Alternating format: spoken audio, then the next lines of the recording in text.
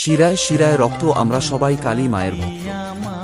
31শে জানুয়ারি 2026 থেকে শুরু হতে চলেছে 5 ফেব্রুয়ারি 2026 পর্যন্ত।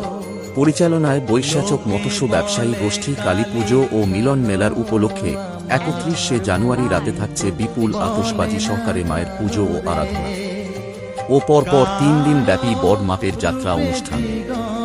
4 ফেব্রুয়ারি রাত 9টায় থাকছে সেই মন মাতানো নাচতে ও নাচাতে আসছে অরূপ ডান্স একাডেমি।